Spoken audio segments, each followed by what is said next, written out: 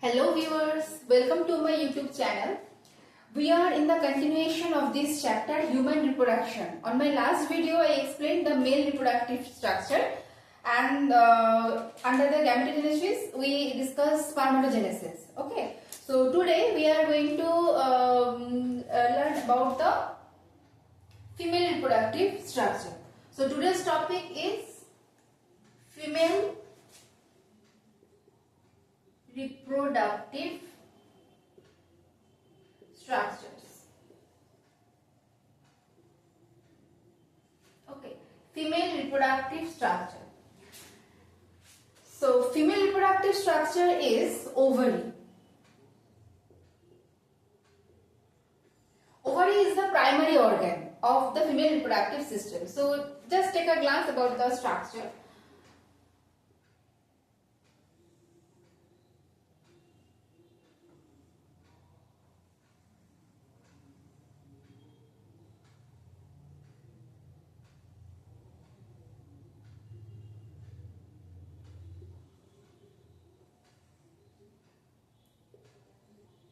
This is female reproductive structure.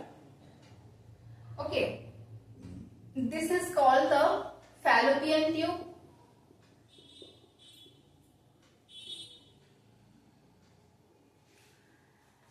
This is mammary, the finger-like projections, that is mammary.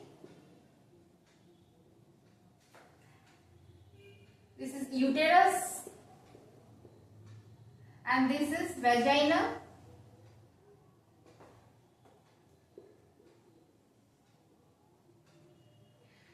And here is the opening, this part is called vulva. I will come in detail with each part. Okay, so basic structure is that, okay, here is the ovary.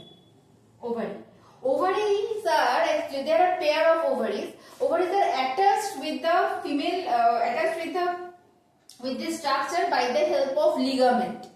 Okay, whenever egg released from the ovary, it is catched by the female.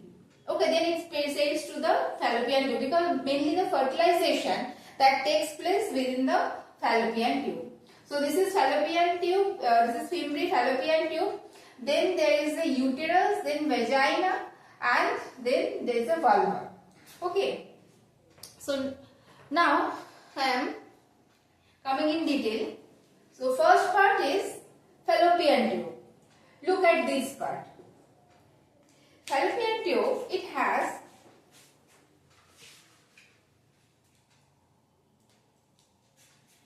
this part is called infundibulum.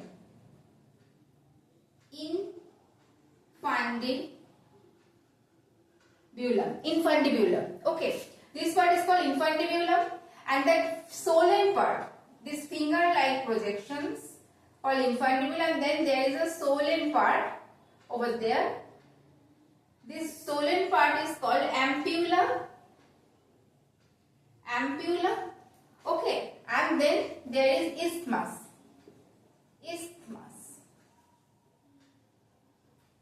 Okay, so the fallopian tube, it has three parts: infundibulum, ampulla, the swollen part, and there is the isthmus. Isthmus is mainly attached the fallopian tube with the uterus. So this infundibulum, ampulla, and isthmus. Now come to the uterus. Uterus, it has three parts. This is called fundus. This is body,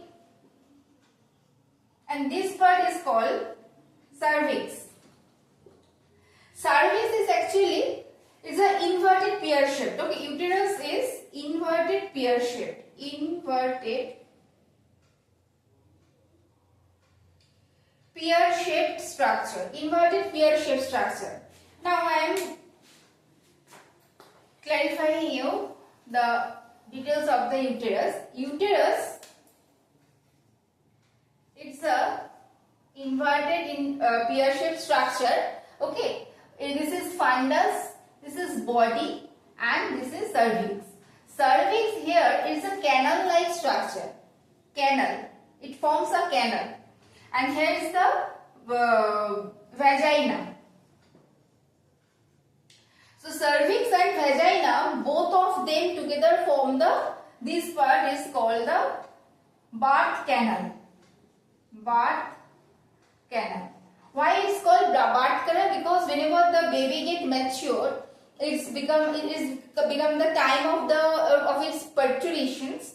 Then what happened? The baby's head come down and its pores, and they come out through these passages. Okay, so through these passages is called the birth canal. It's a form that the cervix and vagina, they form a canal. That's why it's called birth canal. Okay, so uterus has its three layers. Because in the uterus, whenever the fertilization occurred in the fallopian tube, that forms the zygote. The zygote developed to form morula, blastula, gastrula. There are three stages are there for cleavage, and after that, after gastrulation, that zygote comes to attach on the uterus wall layer. So here uterus wall is thick, and the outer layer is called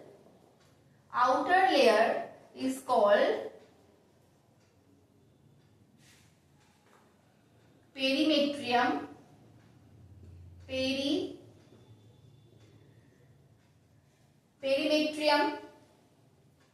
Then there is a middle layer, that is myometrium. Then there is a middle layer, that is myometrium. And at the innermost side, there is endometrium. Here, this is endometrium. This is endometrium. Okay. Whenever the egg not get fertilized, this endometrium ruptures and it's shed out. Okay. This endometrium layer is actually, it is shedding out. Shedding out from the uterus. So these are the wall layer of the uterus. Now come to that part. That lower part of this female reproductive structure is called the vulva. Okay. So here is the structure of vulva. Look. Suppose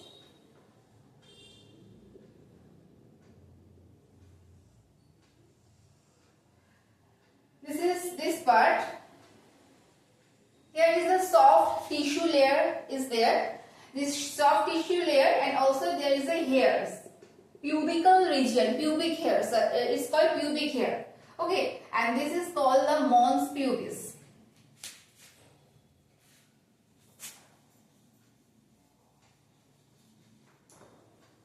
This part is called mons pubis.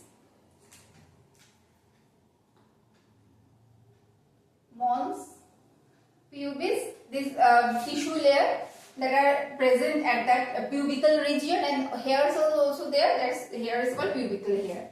Okay, and here is the two leaf-like structure. The outer leaf-like structure is a broad and inside the hair. It's called the labia majora. Okay, so here is the outer leaf-like structure. Hairs are also present there. Okay, this is labia majora, and innermost layer is a thin layer. The thin layer, this is called labia minora. Okay, labia minora. And within the region between inside the labia minora, the total region, it's called the vestibule. This total region is called vestibule. Okay. Now within the vestibule there are two canals. One, there is a opening. There is two opening. This is called the urethral opening. This is called. This is what? This is urethral opening. Urethral opening is actually responsible for the urination. Urine comes out from this opening. And here, at this part, this is called the vagina. This is vagina. Okay. So vagina is actually covered by a thin membrane. Vagina is covered by a thin membrane. That membrane is called hymen. And this membrane gets ruptured at the first sexual intercourse. And if there is no hymen there in first sexual intercourse, that means that female is not virgin. This is a wrong concept. Okay, because for that female who haven't experienced any intercourse, but she hasn't any hymen there, that means she has some hard physical workout. Because if she is recycling more and lifting some weight, because of these activities, this thin layer of hymen get ruptured. Okay, it doesn't mean that she is not a virgin. Okay, so this is a hymen that covered the opening of the vagina, and normally in the hymen ruptured at the time of sexual intercourse, and it causes bleeding. Okay, now then there is a small structure above the urethral opening at the junction of the labia minora. Okay, here the thin lip-like structure labia minora, they joined here, and here is a structure named clitoris. This clitoris is actually similar. It's a homologous organ. It's a homologous organ of this, similar with the male penis. Okay, the muscles, that is, here is a erectile muscles is there. That's why it's called homologous organ, that is similar with the penis. But the term used for the female, that is clitoris, is a erectile. It's a erectile in nature. Okay, so this is about the vulva. So we studied the female reproductive structure in 3 main heads. First, the total reproductive system was, this is the fallopian tube, then there is a uterus,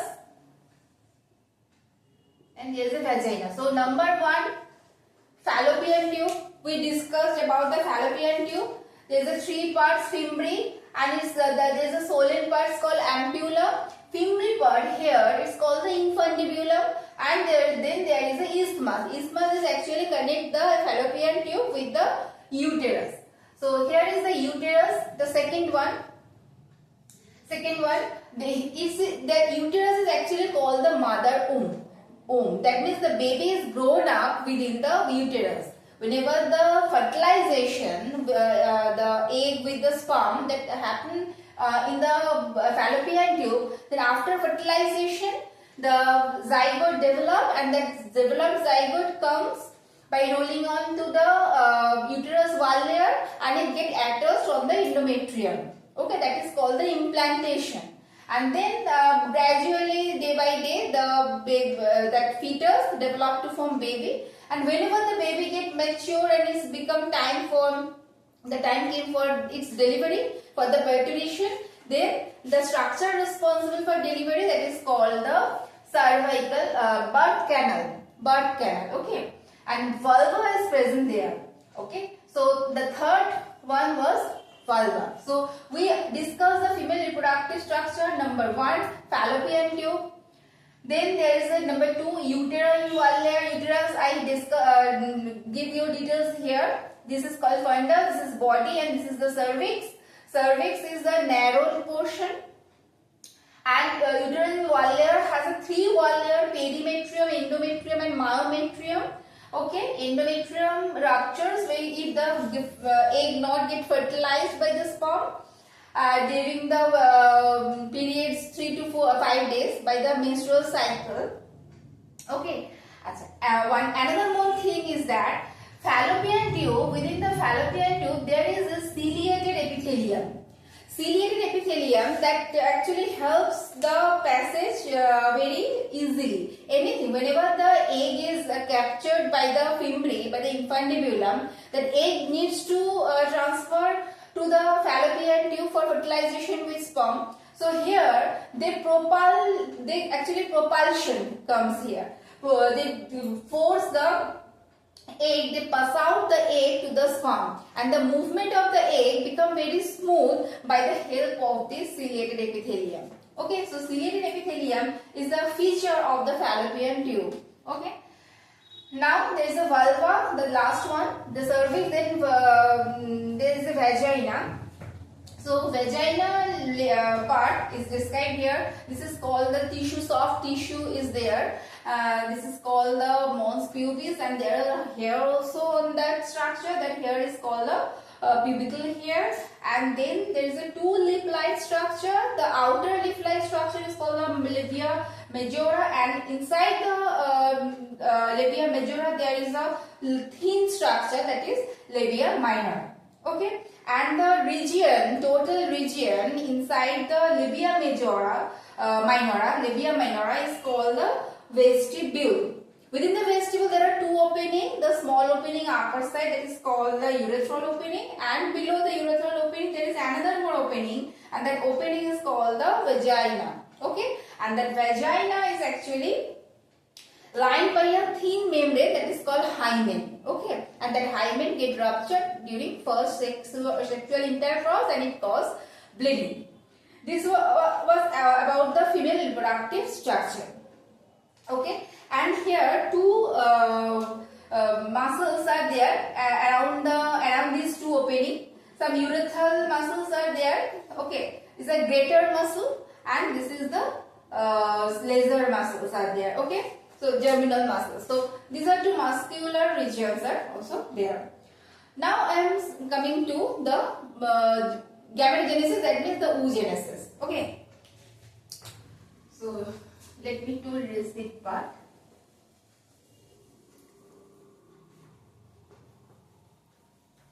So oogenesis means, the genesis is formation. So egg formation, production of egg, that is oogenesis. So now the topic is oogenesis. Oogenesis. For the male, spermatogenesis starts at the time of puberty.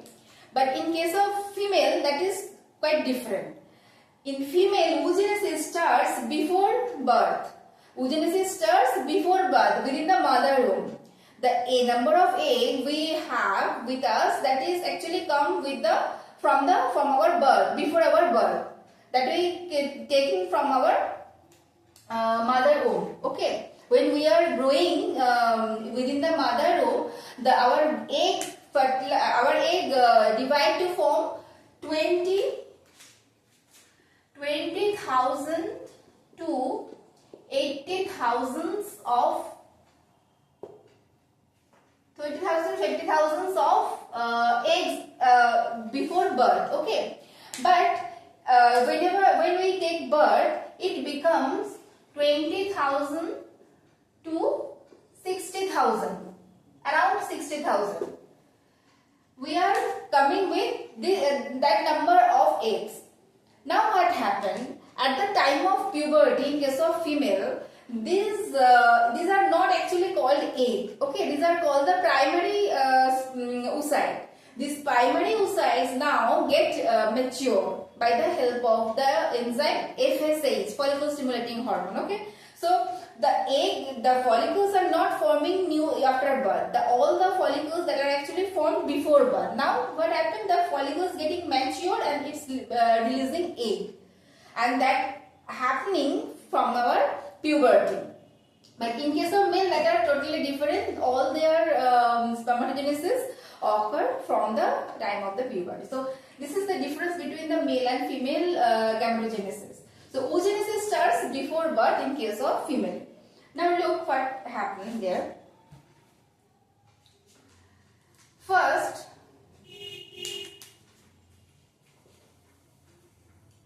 suppose this is our ovary.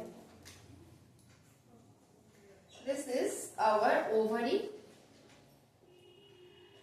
and here is a cell. This cell is called the primary oocyte. Primary oocyte. Okay, and this cell is surrounded by some cells that are called the nurse cells. Okay, these cells are called nurse cells. Primary oocyte is surrounded by the cells called nurse cells. Then, when the puberty comes, at the time of puberty, a hormone named FSH, that is follicle stimulating hormone, follicle stimulating hormone. Okay, follicle stimulating hormone. This hormone secretes, and by the influence of this hormone, the primary follicle developed to form secondary follicle. Okay, so it develops and it forms secondary follicle. Secondary follicle is a little bit bigger than the primary follicle. It has the same nerve cells around it, and there a layer of tissue, it's called theca form. For the secondary follicle formation, this layer is called theca. This layer is called theca. Theca comes new in these stages. This is the secondary oocyte. This is secondary oocyte. Okay, now after that, there is a tertiary follicle. What is tertiary follicle? In case of tertiary follicle, the theca layer get divided into two, a theca externa and theca interna. The rest of the structures become same. This is the cell, and here two layer of theca. This is theca interna and theca externa. Theca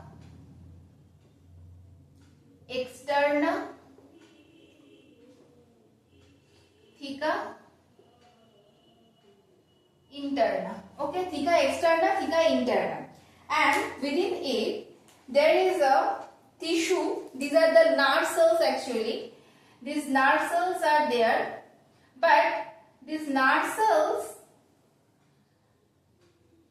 are secrete some fluid. That fluid accumulated here within the theca, and it form a space. Okay, it form a space, and this space is called the antrum. Okay, so this space is called antrum. When this cells is called, so these oocytes are inside the theca interna, and there are the nerve cells are there. Nerve cells secrete some liquid, and that liquid accumulated in one part, and it's actually gradually developed. It will increase in size. Whenever the liquid accumulation will be more, then the antrum, space of the antrum will be gradually it will be wider. Okay. So now come to the mature or Graafian follicle. Okay. So this is primary follicle, secondary follicle, this is tertiary follicle, and now come to the Graafian follicle, that means a mature one. Graafian follicle. So how it looks? Interna, it's outerna, and here is the nerve cells are attached with the egg, and this is the antrum. This is antrum. Okay. So in this stage, what happened when the FSH by the activity, for the ovulation, now this egg need to be come out by the activity of the hormone named LH, luteinizing hormone. Luteinizing hormone helps in ovulation. What is ovulation? The releasing of egg from the Graafian follicle is called the ovulation. So the hormone responsible here is luteinizing hormone. Okay. So by the influence of this luteinizing hormone, the egg get released. The Graafian follicle ruptured and the egg get released from the follicle. Now what happened? This follicle transformed into a yellow cell mass, and that empty Graafian follicle transformed into corpus luteum. This empty Graafian follicle is called corpus luteum. Okay. Now what happened? This is our egg. Egg get released. That means ovulation occur. Now this egg will be catched by the female. Okay. So this is the formation of the egg formation. Now one thing you have to know, that is primary oocyte at the beginning. For whenever we studied the spermatogenesis, we looked at within the seminal vesicle, what was there? There was some primary spermatocytes. That primary spermatocytes are actually called the spermatogonia. Then among the primary spermatocyte, the one cell become bigger and it gives rise to 4 sperm. Okay. But in case of the female, the cell is actually under the germ cell layer. The cell is called the oogonia, and it gives the primary oocyte.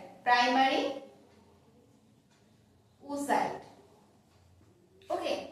So primary oocyte here, meiosis 1 starts at primary oocyte, and these are all happening within the mother womb. Oogonia, then there is a primary oocyte. From the primary oocyte, meiosis cell division. Meiosis cell division occur and it forms. Meiosis cell division occur, then birth occur actually. And this stage is actually halt. This stage halt by the meiosis stage is actually halt by the cell division. The cell division halt by the meiosis 1 stage, and then after birth, then puberty comes. When puberty comes, then the meiosis 2 start, and it forms the secondary oocyte and polar body. Okay, secondary oocyte and polar body. Secondary oocyte is a large cell and polar body is a small cell, but that small cell, the polar body, get discarded. Okay, so secondary oocyte come. Now what happened? Secondary oocyte also gives rise to polar body and the tertiary oocyte, and it develops to form egg. Okay, so primary oocyte meiosis start within the mother womb before birth, then it become halt at this stage, then birth occur. Next, at the time of puberty, meiosis 2 starts and it forms the secondary oocyte and polar body. Okay, now what happened? When the next step is happening at the time of fertilization. This stage is happening at the time of fertilization. So during fertilization, what happens? Sperm comes to the egg, and by the influence of the sperm, by the activity, by the stimulation of the sperm, egg get released. And it fertilizes. Okay. So this about the oogenesis. I will discuss you the the menstrual cycle on my next video. And Another more thing I need to explain here, that is the gland. Okay, about the female gland, that is mammary gland. Female gland or mammary gland.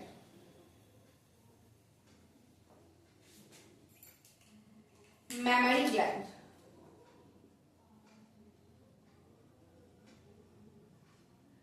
So this is our mammary gland.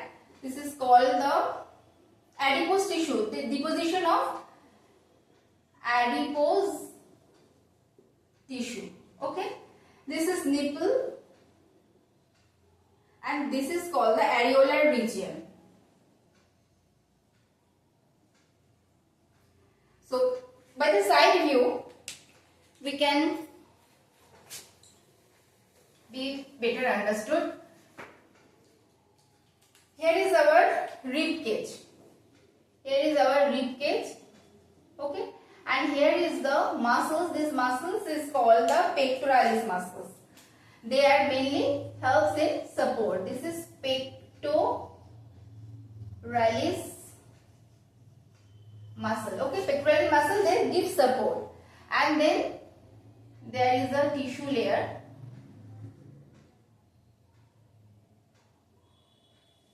Okay, then there is a tissue.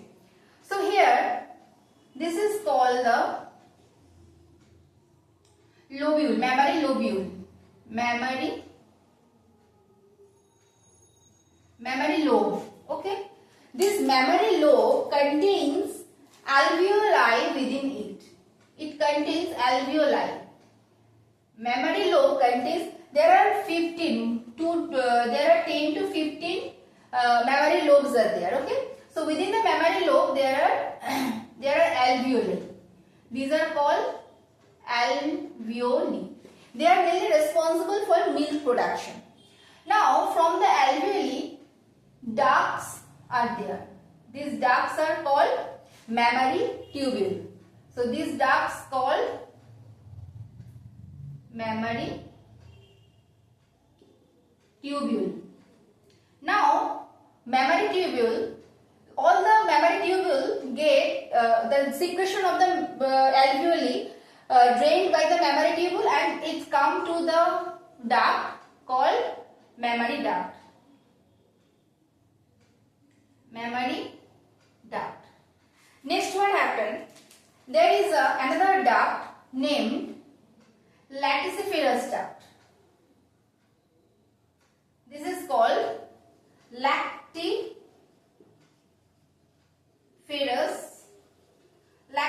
duct. Okay, lactiferous duct.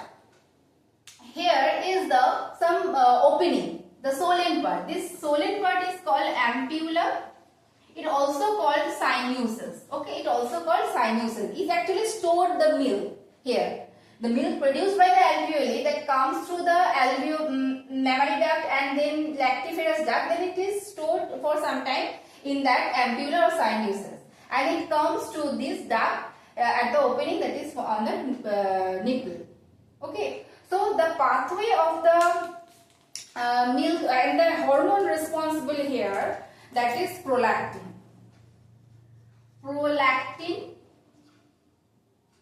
Prolactin is responsible for milk production, and oxytocin is responsible for the milk secretion of milk. Okay, so this about the mammary gland. Okay, so the pathway of the milk secretion is alveoli within the mammary lobe, alveoli, then alveolar, then mammary tubule, then mammary duct, lactiferous duct, then come to the nipple. Okay, so these are all about the female reproductive structures. On my next video, I will continue the rest of the chapter. So keep watching and tuned with my channel.